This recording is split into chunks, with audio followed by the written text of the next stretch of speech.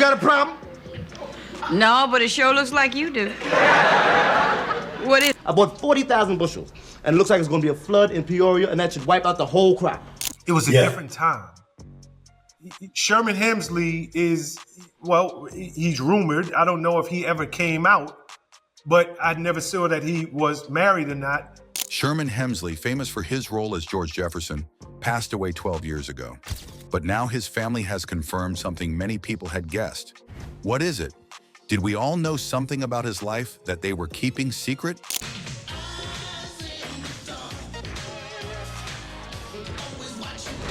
What has been revealed about his death and the truth behind it? Let's look at the story of Sherman Hemsley, his family, and the surprising news that has just come out. My father, he worked in a printing press. My mother, she was like, she worked in different factories and Marine Corps during the war and different jobs like that. Born and raised in South Philadelphia by his mother, who worked in a lamp factory, he didn't meet his father until he was 14 years old. Hemsley went to Barrett Middle School and then attended two high schools, Central High School for 9th grade and Bach Technical High School for 10th. That's where I first started acting, was in school, elementary school, 2nd grade, I think. Maybe I even started earlier than that in church, doing recitations in church. Holidays on Christmas and stuff like that. But after 10th grade, he dropped out of school and joined the United States Air Force, where he served for 4 years. After leaving the Air Force, Hemsley went back to Philadelphia. He worked at the United States Postal Service during the day. At night, he studied acting at the Academy of Dramatic Arts. His hard work paid off when he moved to New York, where he continued working at the post office during the day, while also pursuing his acting career. In the early 1970s, Hemsley starred in the Broadway musical Purlie as Gitlow, a role that helped him gain recognition. I didn't continue until I went in the Air Force and came out.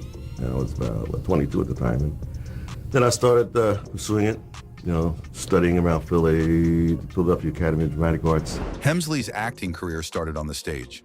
He performed with local theater groups in Philadelphia before heading to New York to study with Lloyd Richards at the Negro Ensemble Company. After that, he joined the Urban Arts Company, led by Vinette Carroll. He performed in many different shows like But Never Jam Today, The Lottery, Old Judge Mose is Dead, and Moon on a Rainbow Shawl. Hemsley's big break came when he made his Broadway debut in Purlie. He even toured with the show for a year. In the summer of 1972, Hemsley joined the cast of the musical Don't Bother Me, I Can't Cope in Toronto. A month later, he performed in a production at the American Conservatory Theater in San Francisco. In this show, Hemsley sang solos like Lookin' Over From Your Side and Sermon. While Hemsley was on Broadway with Purlie, Norman Lear called him in 1971 to play the recurring role of George Jefferson in his new sitcom, All in the Family. Hemsley was reluctant to leave his theater role. Lear told him he would hold the role open for him. Another actor, Mel Stewart, played his brother during this time. Hemsley joined the cast 2 years later. I bought 40,000 bushels, and it looks like it's going to be a flood in Peoria, and that should wipe out the whole crop. Now his character was often called a Black Archie Bunker, and for good reason. George was loud, rude, and obsessed with money. He had a quick temper and was often shown being prejudiced. Despite all these flaws, George was a beloved character, thanks to Hemsley's powerful performance on the Jeffersons.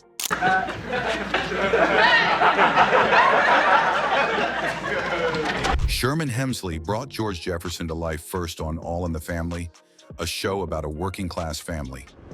George was then given his own show, The Jeffersons, which aired for 11 seasons from 1975 to 1985. In this show, George and his wife, Wheezy, moved from the working-class neighborhood to a fancy apartment on the Upper East Side of New York City. The show touched on racism, but it also had plenty of funny moments where George tried, but often failed to control his family. Problem? No, but it sure looks like you do. What? George was a businessman who owned a chain of dry cleaning stores, which made him wealthy. Unlike Archie Bunker, who was a regular blue-collar worker, George was rich and arrogant. He had a lot of pride and often used the word honkies to describe white people. George's personality was big, and so was his ego.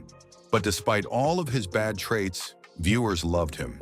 The show's theme song, Movin' On Up, became an anthem for the Jeffersons' rise to success. What made George Jefferson so special was that, even though he could be rude, he had a heart. He loved his family and friends, and that was clear in every episode. Just like Archie Bunker, who was also prejudiced, George showed that underneath his tough exterior, he cared deeply for the people in his life. Sherman Hemsley's performance made George both funny and endearing, even when he was being a bigot. Norman Lear, the creator of the Jeffersons, remembered how he wanted to create a character who could stand up to Archie Bunker. When he saw Sherman Hemsley audition, he knew right away that Hemsley was perfect for the role. Hemsley was not as big as Carroll O'Connor, who played Archie, but he had the same strength in his acting. Hemsley came from humble beginnings in Philadelphia.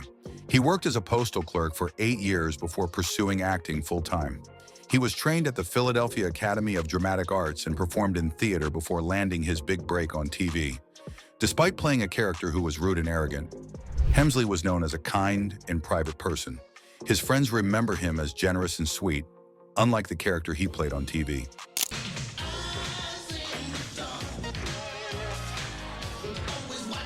After the show ended, things were a little tricky for him.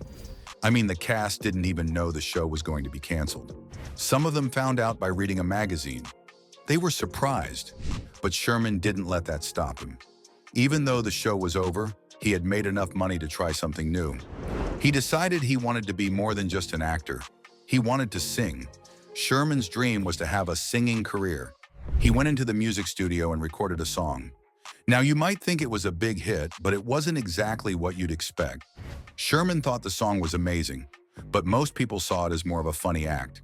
They didn't take him seriously as a singer because they still saw him as George Jefferson. The song didn't do well on the charts, but Sherman didn't mind. He loved it, and that was enough for him.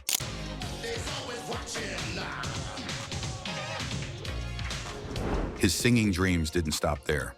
Sherman got a chance to perform his song on Soul Train, the famous music show. He showed up ready to give it his all. Sherman danced across the stage, doing the funky chicken and sliding around like he was having the time of his life. He was shining and full of energy, but for many, it was more funny than impressive. People couldn't take him seriously as a singer because they still thought of him as George Jefferson. Now, Sherman did try to take on other roles after the Jeffersons ended, but he faced a challenge. He was so famous for playing George Jefferson that people didn't see him as anything else. He would audition for new parts, but many casting directors told him no. They said, "No, you can't play this role because people will always see you as George Jefferson." Sherman knew he was more than just the character, but many people didn't see it that way. It was a tough situation for him, but he tried to move forward. Even though it was hard to break away from the George Jefferson image, Sherman still did a few more acting jobs. For example, he appeared on a show called Amen, where he played a character who was similar to George Jefferson. It was hard to shake off the typecasting, but Sherman kept working. It was a different time. Sherman Hemsley is, well, he's rumored. I don't know if he ever came out, but I never saw that he was married or not. But later on, he decided to step away from the busy Hollywood life and became very reclusive. Hemsley moved from Los Angeles to El Paso, Texas. Many people believe he made the move because he wanted privacy and didn't want to deal with the busy city life anymore. However, there are some rumors suggesting that the reason he moved might not be as simple as just wanting peace and quiet. It's said that Hemsley had a male lover living with him at the time. Some stories claim that this lover was controlling Hemsley, including his finances and even stealing from him. Allegedly, this lover pushed Sherman to move to El Paso to escape the attention of others and to keep things secret. Throughout Sherman Hemsley's career, there were rumors about his sexual orientation. Some people in Hollywood wondered if he was gay, but Hemsley never directly talked about it. It was a topic that many seemed curious about, but it was mostly left unanswered by the actor himself. In an interview, actor Garrett Morris mentioned that Hemsley's sexual orientation was something many people in Hollywood knew about. Morris explained that it wasn't really a secret and that he had known for a long time. He even said it was unfortunate that someone had to keep their sexuality quiet, especially in a world that says it values freedom and equality. He felt that it was wrong for people to hide who they are, and he pointed out how some politicians and leaders were still saying hurtful things about people who are gay. Because you know he was gay. Yes, yes. He was gay and black and leftist, which is the worst thing you can do in the 40s and 50s. Let's face it. But the gossip didn't stop there. There were rumors that Hemsley had a particular taste when it came to his partners.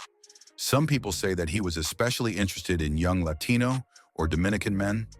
Word on the street is that he was willing to pay a lot of money to get the company of these men, especially those in their 20s. It's important to note that these men were all adults, but the story goes that Sherman preferred younger men, paying them to spend time with him. One of the more interesting stories about Hemsley's sexuality came from someone who worked with him on The Jeffersons, the show that made him famous. This person shared a story about how Hemsley would often travel for work and bring his male lover along. Apparently, at one point, the show's assistant kept booking them in different hotel rooms. Hemsley eventually told the assistant to stop doing that and told her that the man was not his assistant, but his lover. The woman who shared the story said that after this moment, Hemsley laughed it off, as if he thought it was funny that people had misunderstood. Another rumor about Hemsley came from an interview on the Howard Stern show. People say that during this interview, Hemsley did not deny being gay. Howard Stern later said that he didn't think it was a surprise. He seemed to believe that everyone already knew about Hemsley's sexuality, and it wasn't something that needed to be explained. So, was Sherman Hemsley gay? It seems likely. While he never publicly came out or made an official statement, he also didn't deny it. It seems that Hemsley simply didn't feel the need to announce his sexuality to the world, just like many straight people don't feel the need to announce they are straight. In the end, it appears that he lived his life the way he wanted, without confirming or denying anything, and that was his choice. You know, Robin, Whoopi is a whole lot prettier after you drunk a couple of bottles of this here malt liquor. Drink on, honey. With every sip, you get better and better, baby. Sherman found himself in a very cringy and uncomfortable moment when he appeared on the Howard Stern show. Now, Howard Stern is famous for being a shock jock, meaning he does outrageous things to get people talking. But this time, things went way too far.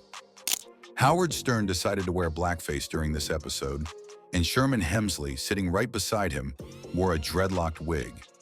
It was their way of mocking a controversial comedy act that Whoopi Goldberg and Ted Danson had done earlier.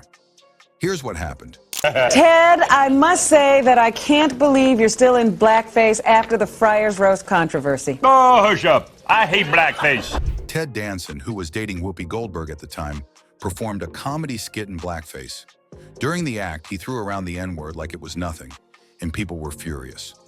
The public was like, "You can make jokes without using slurs or dressing in blackface. Why do this?" Shockingly, Whoopi defended him, saying it was all comedy, and she stood by her man. Howard Stern and Sherman Hemsley decided to parody this whole situation on Stern's show. But instead of making people laugh or raising awareness, it backfired badly. Howard Stern, in blackface, started using the N-word repeatedly. Sherman Hemsley played along, pretending to be Whoopi Goldberg, laughing and saying, "Ted, you're so crazy," while Stern hurled slurs like it was nothing. Besides, Whoopi done wrote everything I'm going to say here tonight, so it's all right. Ain't that right, you smelly nigger? I didn't write that. Well, you is a smelly nigger. Even though Howard Stern claimed he was trying to point out how wrong the original skit by Whoopi and Ted was, his own actions just made things worse. People watching felt like Stern was using this as an excuse to say offensive things, and it looked bad on everyone involved. Sherman Hemsley, who many loved as George Jefferson, looked especially out of place. Rumors started that Sherman agreed to do this because he needed money. It's sad to think that someone who brought so much joy to audiences might have felt desperate enough to participate in something so tasteless. This story leaves a bitter taste because Sherman was such a talented actor, and it's heartbreaking to see his career tied to a moment like this. Some fans even wonder if he was pressured into it or if there was more going on behind the scenes. Could he have been scared or threatened in some way? There's no evidence of that, but it's a question some still ask. What do you think about this? Could there have been more to the story, or was it just a bad decision all around? Let me know your thoughts. Moving on, Hemsley stepped back into the spotlight when he joined the celebrity edition of the hit quiz show, Who Wants to Be a Millionaire? Showing off his quick thinking and sharp mind, Hemsley managed to win an impressive $125,000. It was a proud moment that reminded fans of his charm and wit. Hemsley also took on different roles outside of TV sitcoms. In 2005, he lent his voice to the animated series Family Guy, created by Seth MacFarlane. A few years later, in 2009, he appeared in the movie American Pie Presents, The Book of Love, showing just how versatile he could be as an actor. One of his most memorable moments came in 2011 when he reprised his role as George Jefferson one last time. He appeared alongside Marla Gibbs, who played Florence Johnston in Tyler Perry's show House of Pain. You know, folks, this is a bit of a heartbreaker for all of us who grew up watching the popular sitcom The Jeffersons. Sherman Hemsley, the man who played TV's wisecracking main character. You remember George Jefferson? Sadly, Sherman passed away on July 24, 2012, at his home in El Paso, Texas. He was 74 years old. His death was caused by complications from lung cancer, a condition that also led to a serious health issue called superior vena cava syndrome. Fans around the world were heartbroken by the news, as they had lost a beloved star. After Sherman Hemsley, the famous actor from The Jeffersons, passed away, his will caused a big stir. Sherman's estate went to a woman named Flora Isella. She claimed to have been his business partner for over 20 years. Not only that, but she also said she had lived with Sherman and his friend, Kenny Johnston, in the same house for all those years. The three of them had shared this home, and Flora was the sole beneficiary of Sherman's will.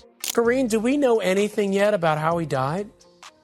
Well, we don't know yet. It was just a very short statement that was released, Ryan. Probably natural causes, but again, the rep who confirmed his death did not go into details, but it is absolutely heartbreaking indeed. You know, Everything seemed clear at first, but then a man named Richard Thornton from Philadelphia came forward. He claimed to be Sherman's brother and said he should inherit part of the estate. When he contested the will, rumors about Sherman's private life started to surface. One of the big rumors was about a Puerto Rican couple who had lived with Sherman. People started saying that Flora Isella was part of this couple.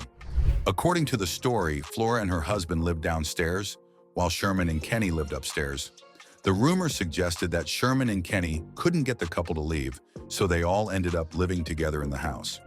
As the rumors grew, some people started believing them. They thought that Kenny Johnston wasn't just a friend of Sherman's, but actually his partner. This seemed to make sense until another twist came into the story. Kenny Johnston's son posted on a blog and said that his father, Kenny, was not gay and had never been in a relationship with Sherman. He claimed that Kenny and Flora had once been married but got divorced. According to Kenny's son, Flora had taken advantage of both Kenny and Sherman, stealing their money. Kenny's son also said that Flora convinced Sherman to put her name on his will. This claim suggested that Flora had tricked Sherman into leaving her everything. Some people started believing that Flora and Kenny had made up the story about the Puerto Rican couple and were working together to steal Sherman's money. According to the Sun's story, Flora had been playing a game all along, pretending to be just a business partner and friend of Sherman while actually being involved with Kenny and taking all of the money for herself. In the end, the court sided with Flora Isella. They confirmed that the will was valid and allowed her to keep Sherman Hemsley's estate. Richard Thornton, who claimed to be Sherman's brother, lost his case. The messy drama over Sherman's will ended with Flora walking away with everything. But Hemsley wasn't put in the ground until November, thanks to a bizarre estate dispute arising from the emergence of a man who claimed to be Hemsley's brother. Yes, it took 4 months to bury Sherman Hemsley. Meanwhile, a controversy has been raging for 8 years and counting between two individuals, William Little and David Pullman, who bought Hemsley's residual income when the actor suffered financial difficulties in the latter part of his life and needed to pay debts. In 2005, the two entered into an agreement with each other whereby Pullman paid $42,500 to Little, and each would have 50% of Hemsley's residuals. This agreement included something called an arbitration clause, which basically meant that if there was a problem, they would go to a private decision maker instead of going to court. Little sued Pullman in 2005, and Pullman tried to make the issue go to arbitration, as the original agreement said. In 2007, they reached a settlement. Pullman agreed to let go of any claim to Hemsley's money. but Little had to return $42,500 and drop the lawsuit. But soon after that, things got messy. In 2008, Pullman told the Screen Actors Guild that he was claiming $10,000 in Hemsley's residuals, which is money from reruns of the TV show The Jeffersons. He also told SAG not to give the money to Little. Pullman said there was no real settlement agreement between him and Little. This made Little file another lawsuit in 2008. He accused Pullman of breaking their contract and tricking him. Again, Pullman tried to force the case into arbitration, saying the original agreement still applied, but Little pointed out that the settlement they reached in 2007 didn't include arbitration. The judge agreed with Little, and in 2011, a California appeals court ruled that the settlement ended the need for arbitration. Even though the court ruled in Little's favor, Pullman wasn't ready to give up. 6 weeks after the ruling, he sent a notice to cancel the settlement. He said that Little hadn't followed through on his part, and he wanted to get his $42,500 back. But instead of just giving Little the money, Pullman made it available for pickup at his company and attorney's office. Pullman had made the money available for pickup, but Little didn't have to accept it. Since Pullman didn't return the $42,500 in a proper way, the cancellation of the settlement wasn't valid. With all this going on, people were wondering how Sherman must be turning in his grave, watching the battle over his money. It looked like the legal fight over his residuals lasted even longer than Hemsley's 10 years on the Jeffersons. In 2012, Sherman Hemsley was honored posthumously by being inducted into the Television Academy Hall of Fame. This prestigious recognition celebrated his incredible career and the mark he left on the entertainment world. Hemsley's dedication, talent, and unforgettable performances earned him a place among television's greatest icons.